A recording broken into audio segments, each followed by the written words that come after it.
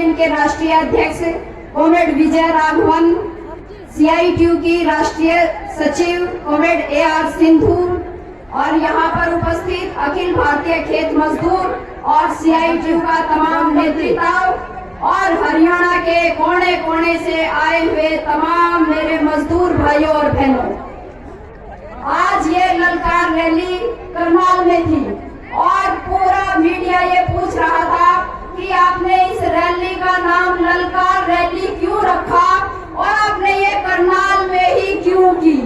हमने उनको जवाब दिया है कि हमने ये ललकार रैली इसलिए रखी है कि हम करनाल में आके सरकार को ललकारने आए हैं कि या तो हमारी मांगों का समाधान करो, वरना हम सरकार बनाना भी जानते हैं और गिराना भी जानते हैं। ये बताने के लिए आज हम करनाल में आए थे और हरियाणा के कोने कोने से, और दिल खुश हो गया कि समय से पहले ये पंडाल भर चुका था। उसने हमारे मूड को दिखा दिया सरकार को कि हम किस मूड में हैं और हम क्या चाहते हैं और हम अपनी लड़ाई को कहां तक लेके जा सकते हैं। ये हमने आज करनाल में दिखा दिया। सब पूछ रहे थे आगे की क्या रणनीति होगी, भाई पीछे तो दिखा दिया हमने।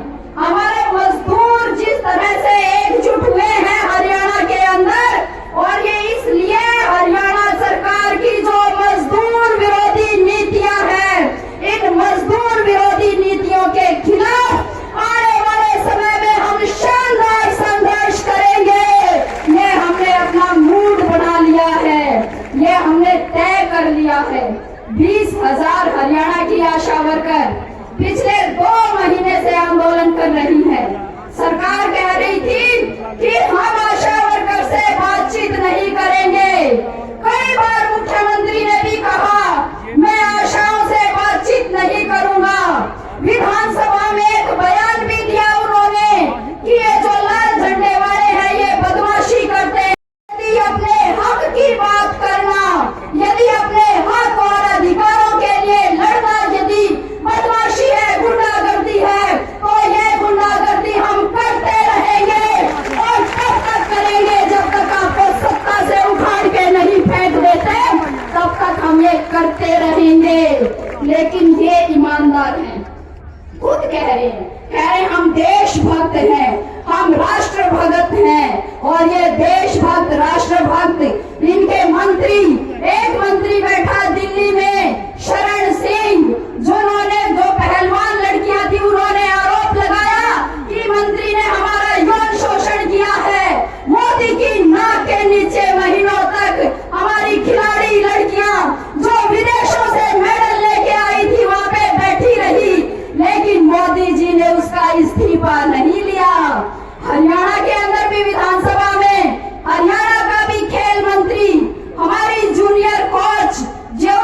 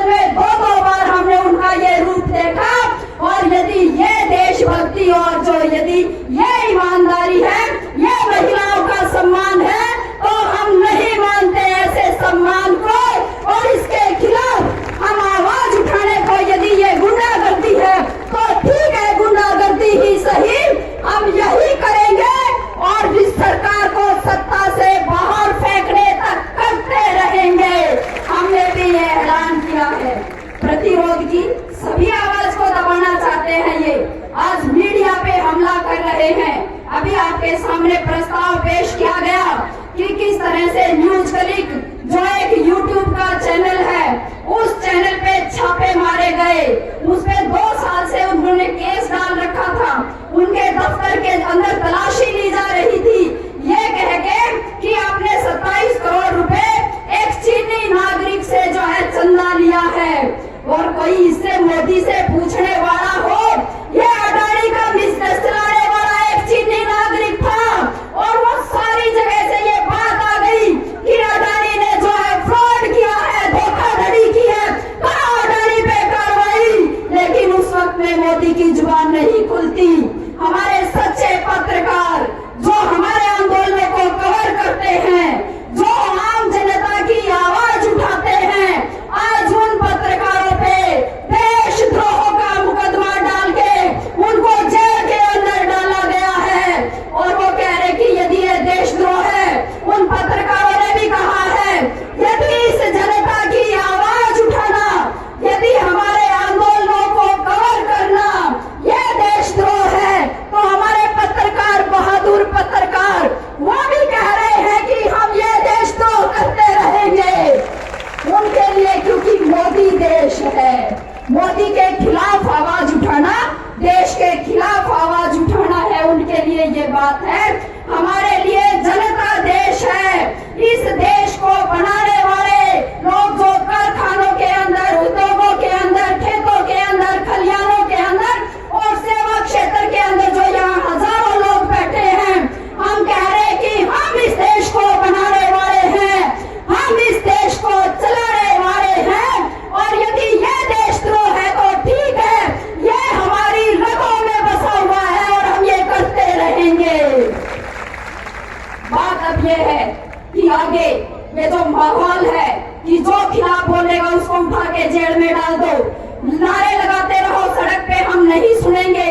इसका अच्छा इलाज हरियाणा की आशा वर्कर्स ने एक नमूना पेश करके दिखा दिया है। उसका बहुत बढ़िया नमूना पेश किया आपने कि किस तरह से जो है आपके साथ पूरे हरियाणा की जनता आके खड़ी हो गई है। और इस बात का अंदाजा सरकार को है। 29 तारीख को जब हम बातचीत के लिए गए थे, तब आर.के. खुल्लर ने कहा कि आप कितने गर्व की स्थिति में है कि हरियाणा में आशाओं के खिलाफ बोलने वाला एक भी व्यक्ति नहीं है। पता है सरकार को कि हम जो है कितने पानी में हैं। हमने उनको कहा कि बात तो ठीक है, लेकिन ये गर्व बना रहे, हम ये गर्व करते रह सके, इसके लिए हमें जिंदा रहना पड़ेगा और जिंदा रहने के लिए आपको वेतन देना पड़ेगा। हम उनको ये बात कह के आए हैं। अब आगे हम क्या करेंगे? आगे समस्याएं बहुत ज्यादा हैं। गरीबों का देखो, ये परिवार पहचान पत्र के नाम पे सबको लाइन में लगा रखा है। किसी की बुढ़ापा पेंशन काट ली, किसी की विधवा पेंशन काट ली। हमारे स्कूलों को बंद किया जा रहा है।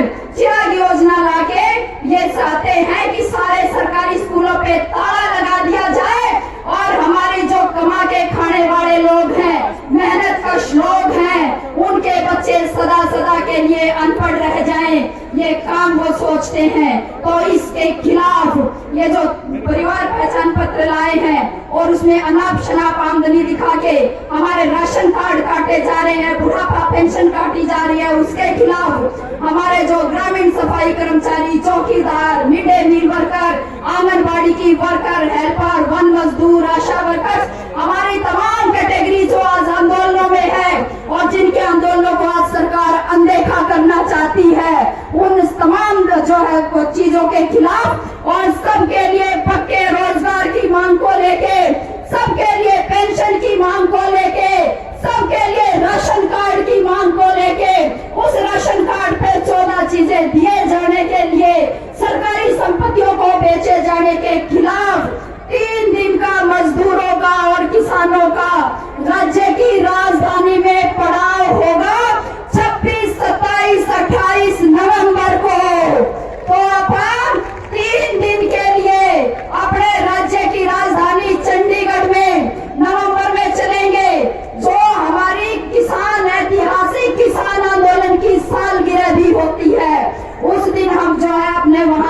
जाएंगे। और जाएंगे कैसे? जाने से पहले तैयारी करेंगे। तैयारी की तो प्रैक्टिस तो अपन ने पहले कर ली, हो गई ना प्रैक्टिस। गाँवों में कैसे कैसे हम प्रचार करते हैं, इस बात की प्रैक्टिस तो हमने पहले कर ली। अब तो अपन गांव गांव पैदल चलेंगे, साइकिल लेके चलेंगे, मोटरसाइकिल जत्थे लेके चलेंगे और पूरे हरियाणा के 7,000 गांव का दौरा करते हुए हरियाणा के मजदूर और किसान 26 नवंबर से 28 नवंबर तक पंचकुला चंडीगढ़ की तरफ मुंह करेंगे। ये हमारा ऐलान है। बाकी आशा वर्कर्स की बात, आशाओं की हड़ताल चल रही है। अभी तक हमने 10 अक्टूबर तक का हड़ताल का आह्वान किया था, क्योंकि सरकार ने हमसे 1 हफ्ता मांगा था। हमने 3 दिन ऊपर करके दिए उनको, कोई बात नहीं, 3 दिन और अपने लो। हमने अब ये फैसला किया है राज्य सचिव मंडल की तरफ से, आशा वर्कर्स यूनियन के, आपको मैं फैसला बता रही हूँ कि या तो सरकार बात करके हमारी मांगा का समाधान कर दे, अन्यथा वह मंत्री हरियाणा सरकार के जो गांव के अंदर अपने जन संवाद कार्यक्रम नहीं कर सके, आई हम उनका भत्ता बहाल करना भी बंद कराएंगे। और 18 अक्टूबर को हरियाणा सरकार के तमाम मंत्रियों के आवास पे हम 24 घंटे का पड़ाव डालेंगे और कामयाब करके दिखाएंगे। तो ये अपने आने वाले समय के आह्वान है। और अंतिम तो अपने को पता है, हमने बार बार बता दिया, सरकारें आनी जानी होती हैं, वो 5 साल के लिए चुनी जाती हैं। हम उनको जो है चुनने वाले हम लोग हैं। तो भाई जनता तो परमानेंट है, कोई कच्चा है तो सरकार है। और इसकी जड़ अपन 24 में उखाड़ कर दिखा देंगे। ये तो हमारा फाइनल और पक्का प्रोग्राम है। 10 अक्टूबर से ग्रामीण सफाई कर्मचारियों की हड़ताल है, वो भी संघर्ष के रास्ते पे निकले हैं और उन्होंने भी ऐलान किया है। हड़ताल तो आशा ने भी 3 दिन की धरी थी और हड़ताल तो हमने भी 3 दिन की धरी है, लेकिन जब सरकार ने बात नहीं मानी तो ग्रामीण सफाई कर्मचारी भी आर पार की लड़ाई लड़ने के लिए तैयार है। अब बात यह है कि जो पंडाल है, गर्मी तो बहुत ज्यादा थी, हम सबको काफी तकलीफ हुई यहाँ बैठने में, लेकिन अब जो बैठे रहे उनका सीना जिगर कुछ खास था, इसलिए वो बैठे रह गए इतनी गर्मी के अंदर। हमारी 1-2 वर्कर की यहाँ पे तबीयत भी खराब हुई। वो कल मौसम ठीक था, उसके हिसाब से लगा कि चल जाएगा काम, अन्यथा पंखे और कूलर की कुछ व्यवस्था की जा सकती थी। बैठी है उसका धन्यवाद, बहुत धन्यवाद ये बेहतरीन व्यवस्था बनाने के लिए। वर्कर जो करनाल के वर्कर थे वो अपने साथ पानी की बोतलें लेके आए हुए थे, उन्होंने लगातार आप लोगों के बीच में पानी भी पहुंचाया। पूरी व्यवस्था वो जो कर सकते थे बेहतर उन्होंने अपनी तरफ से कोशिश की है। इसके लिए करनाल की जिला कमेटी का बहुत बहुत धन्यवाद। और इस गर्मी के अंदर आप सब यहाँ पे टिके रहे, बैठे रहे और पहुंचे सब साथी यहाँ पे, उसके लिए आप तमाम साथियों का बहुत बहुत धन्यवाद। इनकलाब जिंदाबाद 2 नारों के साथ खत्म करेंगे। इनकलाब जिंदाबाद, मजदूर ललकार रैली कामयाब, मजदूर ललकार रैली कामयाब, CITU जिंदाबाद, अखिल भारतीय खेत मजदूर यूनियन जिंदाबाद, हमारी एकता जिंदाबाद, हरियाणा सरकार मुर्दाबाद, आवाज दो, आवाज दो। सभी साथियों का बहुत बहुत धन्यवाद। साथियों, ये करनाल की आशा आंगनबाड़ी, ग्रामीण सफाई कर्मचारी, चौकीदार और वन कर्मचारी यही रहेंगे। ये झंडे साले उतारने हैं, बैनर उतारने हैं। करनाल के सभी संबंधित जो सीटों से है।